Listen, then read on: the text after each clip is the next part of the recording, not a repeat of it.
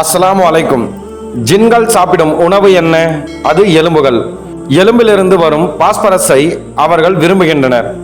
பெண்களுக்கு ஏற்படும் வெள்ளைப்போக்கின் காரணம் இதுதான். ஜின்கள் இந்த எலும்பிலிருந்து பாஸ்பரஸை உறிஞ்சி குடிப்பார்கள். அப்படி உறிஞ்சி குடிக்கும் காரணத்தினால்தான் வெள்ளைப்போக்கு ஏற்படுகிறது. அதன் எஞ்சிய விளைவு வெள்ளைப்போக்காக வெளிப்படுகிறது. அத்தகைய பெண்களில் பாஸ்பரஸ் அளவு குறைந்து எலும்புகள் பலவீனமடைகின்றன. இதன் விளைவாக பலவிதமான நோய்கள் ஏற்படுகின்றன. மேலும் மனிதர்களில் பல நோய்கள் ஜின்களால் ஏற்படுகின்றன. அவை ஜின்களால் ஏற்படும் தொந்தரவுகளால் தான் ஏற்படுகின்றன. அது மற்றொரு அம்சம். ஆனால் நாம் இங்கே விவாதிப்பது நப்சை பற்றியதாகும். அதே போல இந்த நப்ஸ் இனிப்பான உணவுகளை விரும்புகிறது. நப்ஸ் அதிகமாக இனிப்புகளை சாப்பிட விரும்புகிறது. ஒருவருக்கு அதிகமான இனிப்பு பற்றிய ஆசை எங்கிருந்து வருகிறது? அது நப்சிலிருந்து வருகிறது. இனிப்புகளில் உள்ள முக்கிய சத்து கார்போஹைட்ரேட் ஆகும். கார்போஹைட்ரேட்டுகளையே நப்ஸ் விரும்புகிறது. அதை கட்டுப்பாடின்றி ஒருவர் பின்பற்றினால் நப்ஸ் வலிமையாகிவிடும். அதை போலவே நப்ஸ் விரும்பும் மற்றொரு விஷயம் கறி ஆகும். கரியில் வறுத்த இறைச்சியும் தீயில் சுட்ட உணவுகள் போன்றவையே நப்சுக்கு மிகவும் பிடித்தமானவை. நாம் பல காரியங்களை நப்சின் தாக்கத்தால் செய்கிறோம். ஆனால் அதை உணராமல் செய்கிறோம். அப்படியானால் நம் அறிவு முழுமையாக யாரின் கட்டுப்பாட்டில் இருக்கிறது? அது நப்சின் கட்டுப்பாட்டில் தான் உள்ளது. காரணம் என்ன? நம்மை கட்டுப்படுத்த வேண்டிய ரூ எனும் ஆன்மா நமக்குள் இன்னும் விழித்து எழவில்லை. அது உறங்கிக் கொண்டே இருக்கிறது.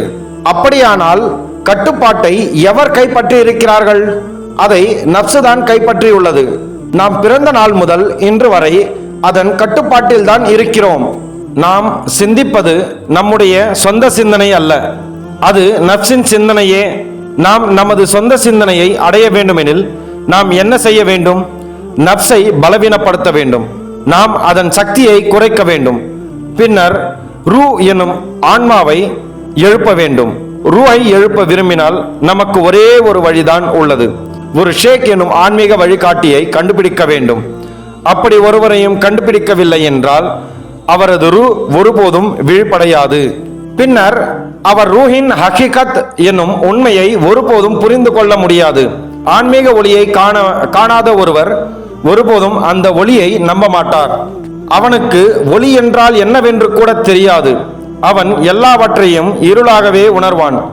இதுவும் அதே மாதிரியான ஒரு விஷயம்தான். அவன் ஒளியை கண்டு ரூஹின் ஹகிகத் என்னும் உண்மையை புரிந்து கொண்டால் அவன் கூறுவான், ஆம், நான் இத்தனை நாளும் அதன் ஆதிக்கத்தில் தான் இருந்தேன். என் சிந்தனை, புத்தி, அறிவு இவை அனைத்தும் நமக்குள் உள்ள நப்சின் காரணமாகத்தான் ஏற்பட்டது.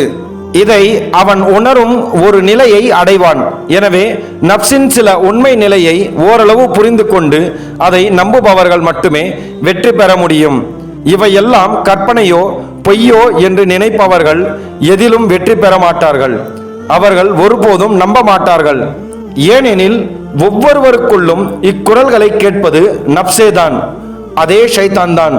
அப்படி இருக்க அவன் எப்படி இதிலிருந்து விடுதலை பெற அனுமதிப்பான்? ஏனெனில் அவர்களின் ரூ எதையும் கேட்கவில்லை. ரூ வெறும் உறங்கிக் கொண்டே இருக்கிறது. இதை கேட்பவர்கள் அனைவரும் தங்கள் நப்சு மூலம் இதை கேட்கிறார்கள். இந்த விஷயத்தின் தன்மை காரணமாக 100 பேரில் ஒரு சிறிய பகுதியினர் மட்டுமே அந்த ஒளியை தங்கள் வார்த்தைகளில் பிரதிபலிக்கிறார்கள். அந்த ஒளியின் மூலம் அல்லாவின் உண்மையான விசுவாசி எனும் மோமின்களுக்கு அது பயனளிக்க கூடும். ஆனால் 10 பேர் கொண்ட குழுவில் எத்தனை பேர் உண்மையான மோமின்கள் என்பது நமக்கு தெரியாது. எனவே அவர்கள் 10 பேரிடமும் நாம் பேச வேண்டும். அவசியம் என்பதற்காகவே நாம் பேசுவோம். ஆனால் அவர்களில் ஒருவர்தான் உண்மையான மோமினாக இருக்கக்கூடும். அது அவருக்கு பயன் தரும். மீதமுள்ள 9 பேருக்கு அது எந்த பயனும் தராது. ஆனால் பயனடையக்கூடிய ஒருவருக்கு அநியாயம் நேரக்கூடாது. அதனால்தான் நபிமார்களும் அல்லது அவுலியாக்களும் இப்படி செய்கிறார்கள். இந்த தாவத் எனும் உண்மைக்கான அழைப்பு அதற்காகத்தான் செய்யப்படுகிறது. இல்லையெனில் யாரேனும் நிச்சயமாக நரகவாசிகளில் ஒருவர் என்று தெரிந்தால் அவரிடம் சென்று இதை பேச வேண்டிய அவசியமில்லை. ஏனென்றால் ஆலோசனை அவருக்கு பயனளிக்காது. நாம் எவ்வளவு முயற்சி செய்தாலும் அவர்களை மதம் எனும் தீனுக்கும் உண்மைக்கும் கொண்டு வர முடியாது. ஏனெனில் ஒரு ரூ எனும் ஆன்மா நரகத்துடன் இணைக்கப்பட்டிருந்தால் அதன் நிலை அப்படித்தான் இருக்கும். ஆனால் அதை நாம் அடையாளம் காண முடியாவிட்டால் அனைவருக்கும் சொல்லுவது கட்டாயமாகிறது. இப்படி செய்வது ஒரு நல்ல செயலாகும். அப்படி செய்தால் கேட்பவன் அதிர்ஷ்டசாலி என்றால் அவன் தானாகவே இந்த இலும் எனும் அறிவை பற்றிய ஆர்வம் கொள்வான். ஆர்வம் கொண்டவர்கள் இதை தேடுவார்கள், அவர்கள் அதை கண்டுபிடிப்பார்கள். ஆனால் இந்த அறிவின் பாதை சான்றுகளின் வழியாக முன்னேறும் பாதை அல்ல. மௌல்விகள் பேசும்போது நாம் ஒவ்வொன்றுக்கும் சான்று கேட்கிறோம். நமக்கு ஆதாரம் வேண்டும், அதை நாம் பெறுவோம். ஆனால் இந்த பாதையை பின்பற்றுவதற்கு சில கோரிக்கைகள் உள்ளன. ஒவ்வொரு விஷயத்திற்கும் தனித்தனியாக அறியும் வழி இருக்கிறது. நாம் நமது அகங்காரத்தை விட்டு விலகி தாழ்மையான பண்புடன் கேள்விகளை கேட்க வேண்டும். அந்த தாழ்மையான இயல்புடன் நாம் என்ன செய்ய வேண்டும்? முன்னேற வேண்டும். நாம் தேடுபவர்களாக மாற வேண்டும். பின்னர் அல்லாஹ் சான்றுகளை திறந்து காட்டுவான்.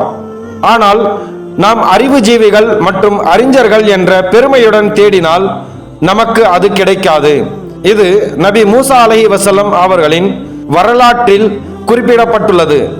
ஹிஸ்ர் அலைஹிஸ்ஸலாம் மற்றும் மூசா அலைஹிஸ்ஸலாம் சந்தித்த போது அவர்கள் ஒரு நிபந்தனை விதித்தனர். அவர் கூறினார், நான் ஏதாவது செய்தால் அது உங்களுக்கு தவறாக தோன்றினால் நீங்கள் அதை மறுக்கக்கூடாது. அதன் உண்மையான அர்த்தத்தை நான் விளக்கும் வரை நீங்கள் பொறுமையாக இருக்க வேண்டும். இதற்கு மூசா அலைஹிவஸல்லம் அவர்கள் இன்ஷா அல்லாஹ் நான் பொறுமையாக இருப்பேன் என்று பதிலளித்தார். ஆனால் பலமுறை மூசா அலைஹிவஸல்லம் அவர்கள் இந்த நிபந்தனையை மீறினார். அதை மீறியதால் அந்த விஷயம் முடிவுக்கு வந்தது. இறுதியில் அவர்கள் பிரிந்தனர். நபி ஸல்லல்லாஹு அலைஹி வஸல்லம் இந்த விஷயத்தை சஹாபாக்களுக்கு விளக்கிய போது நபி ஸல்லல்லாஹு அலைஹி வஸல்லம் அவர்கள் கூறினார்கள், மூசா அலைஹி வஸல்லம் பொறுமையாக இருந்திருந்தால் ஹிஸ்ர் அலைஹி வஸல்லம் அவர்களுக்கு இன்னும் பல விஷயங்களை கற்றுக் கொடுத்திருப்பார். நபி ஸல்லல்லாஹு அலைஹி வஸல்லம் அவர்கள் இது நடந்திருக்க வேண்டும் என்று நான் விரும்புகிறேன் என்று கூறினார்கள். ஏனென்றால் அதை அவர் கற்றுக் கொடுத்திருந்தால் அது உம்மத்துக்கு பயனளித்திருக்கும்.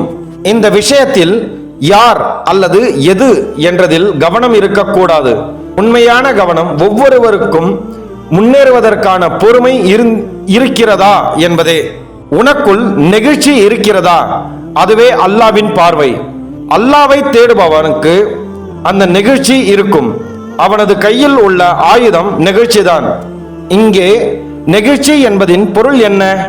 உதாரணமாக, ஒருவன் தன் மகனை இழந்து விட்டான், அவனை எங்கும் காணவில்லை என்றால் அப்போது அவன் தேடுவான், தனது முழு முயற்சியுடனும் தேடுவான். அந்த நேரத்தில் யாரோ ஒரு முட்டாள் அவனை அழைத்து உன் மகன் இங்கே இருக்கிறான் என சொல்கிறான். மற்றவர்கள் அங்கே போக வேண்டிய அவசியமில்லை, அவன் ஒரு முட்டாள், வெறுமனே சொல்கிறான் என்று சொல்லக்கூடும். அப்போதும் கூட அவன் சென்று பார்ப்பான். அந்த நேரத்தில் உலகில் எந்த பகுதியிலிருந்தும் யார் அழைத்தாலும் அவன் செல்வான். ஏனென்றால் அவனுக்கு அவன் குழந்தை வேண்டும். அது உண்மையாக இருந்தால் என்ன செய்வது? அதனால்தான் அவன் செல்கிறான். அப்போது அவன் எடுக்கும் முயற்சி, ஆசை மற்றும் தேடலை போலவே அல்லாஹ்வின் விஷயத்தையும் அதே வழியில் அணுக வேண்டும். அத்தகைய வைராக்கியம் உள்ளவர்கள் இந்த விஷயத்தில் வெற்றி பெறுவார்கள். மற்றவர்களுக்கு இந்த பாதை பொருத்தமானதல்ல. ஏனெனில் இந்த பாதையில் நப்ஸ் என்பது மெருகூட்டப்பட வேண்டிய ஒன்று. அந்த நப்ஸ் ஒரு ஜின், அது ஜின் வகையைச் சேர்ந்தது. இப்லீஸ் பல ஆண்டுகளாக மலக்குகள் என்னும் தேவ தூதர்களுக்கு வகுப்புகள் கற்பித்த ஒரு ஷேக் ஆவான். அவர் 2000 ஆண்டுகளாக சுஜூத் செய்தான். ஆனாலும் அவருக்குள் இருக்கும் நப்ஸ் ஒருபோதும் வெளியேறவில்லை. மீண்டும் வாய்ப்பு கிடைத்த போது அது தலை தூக்கிவிட்டது. ஏனென்றால் அதுதான் அதன் இயல்பு. எனவே மனிதனுக்குள் இப்லீஸ் இருக்கிறான். இப்லீஸுக்கு ஒரு முகவர் இருக்கிறான், அதுதான் நப்ஸ். அதன் இயல்பை நாம் நன்றாக புரிந்து கொள்ள வேண்டும். பின்னர் அதையும் சேர்த்து இந்த விஷயங்களை ஆராய வேண்டும். அப்போதுதான் நாம் உண்மையில் இதை உணர முடியும். ஆனால் இதை சொல்கிறவர் யார், அவரின் பின்னணி என்ன என்று நீங்கள் சிந்திக்கத் தொடங்கினால் நீங்கள் இதை இழந்துவிடலாம். நான் இங்கே சொல்வது நான் ஒரு ஷேக் என்பதற்காக அல்ல, ஆனால் எனக்கு வழிகாட்டியாக இருக்கும் ஷேக் ஒரு ஹக் எனும் உண்மையான ஷேக். அதை இன்ஷா அல்லாஹ் நான் வெளிப்படையாக சொல்வேன். ஆனால் அந்த வெளிப்படையாக சொல்லும் நேரம் வருவதற்கு முன் ஷேக்கை அறியும் குணம் உங்களிடம் இல்லாவிட்டால், ஷேக்கை புரிந்து கொள்ளும் அடையாளம் உங்களிடம் இல்லாவிட்டால் நீங்கள் அதை மறுத்து விடுவீர்கள். ஏனென்றால் நப்ஸ் உங்களுக்குள் இருக்கிறது என்பதை நான் நன்கு அறிவேன். அது எனக்குள்ளும் இருக்கிறது. இந்த நப்சு தான் மறுக்கிறது, நீங்கள் அல்ல. உங்கள் நப்சு தான் மறுக்கிறது. நாம் நப்சு என்று சொல்லும் போது அது அந்த கருப்பு நாயை குறிக்கிறது. அதுதான் மறுக்கிறது. அது உங்கள் தவறு அல்ல. நப்சை பற்றிய அறிவு கொடுக்கப்பட்ட பின் அதனை அறியும் அடையாளங்கள் உங்களுக்கு புரிந்ததும் அது வெளிப்படுத்தப்படும். அது இன்னும் சிறந்ததாக இருக்கும். அந்த நேரத்தில் அது உண்மையான மோமின்களுக்கு பயன் தரும். இல்லையெனில் ஆரம்பத்திலேயே வெளிப்படுத்தப்பட்டால் மோமின்களுக்கும் மற்றவர்களுக்கும் எந்த பயனும் இருக்காது. உண்மையான மோமின்களுக்காக அல்லாஹ் தஆலா ஒரு தீர்ப்பை நிர்ணயித்திருக்கிறான். அந்த தீர்ப்பிற்கும் தொடர்புடைய விஷயங்கள் உள்ளன. அவையும் கற்பிக்கப்பட்டு புரிந்து கொள்ளப்பட வேண்டும். ஆனால் அந்த ஹக்கீகத் என்னும் உண்மையை அறியாதவர் என்ன செய்வார்? நாம் எவ்வாறு புரிந்திருக்கிறோமோ அப்படியே மற்றவர்களிடம் பேசுவோம். அது ஹக்கீகத் அல்ல. அல்லாஹ் ஒருவருக்கு ஏதாவது விதித்திருந்தால் அந்த தீர்ப்பை கூட சில நேரங்களில் ரத்து செய்யலாம். அதற்கு பின்னால் சில காரணங்கள் உள்ளன. இந்த விஷயத்திலும் அதே போல் நடக்கலாம். இந்த அறிவை நமக்கு தருபவர் அதை அறிந்திருந்தால் அதை பகிர்ந்து கொள்வதில் அவர்களுக்கு சரியான நியத் எனும் நோக்கமும் ஹிக்மத் எனும் ஞானமும் இருக்கும். இந்த இல்ம் என்னும் அறிவின் பாதை என்ன? அது ஏன் பேசப்படுகிறது? எந்த நோக்கத்திற்காக இது பகிரப்படுகிறது? நாம் இவற்றை ஒருபோதும் மறைக்க மாட்டோம். ஆனால் அதை வெளிப்படுத்த சிறந்த நேரம் பின்னர் என்பதால் அது தாமதமாகிறது. வேறு எந்த காரணத்திற்காகவும் அல்ல. ஏனென்றால் சில நேரங்களில் அது ஒருவருக்கு மட்டும் பயனளிக்க கூடும். ஆனால் அது 100 பேருக்கு தீங்கு விளைவிக்க கூடும் என்றால் அது 100 பேருக்கு பயனளிக்கும் போது அதை வெளிப்படுத்துவது சிறந்தது. இன்ஷா அல்லாஹ் அதுதான் சிறந்தது. நப்சு பற்றிய விஷயத்தில் ஒரு சிறிய குறிப்பு மட்டுமே வழங்கப்பட்டது. மீதியை இன்ஷா அல்லாஹ் அடுத்த வகுப்பில் விவாதிப்போம். அஸ்ஸலாமு அலைக்கும்.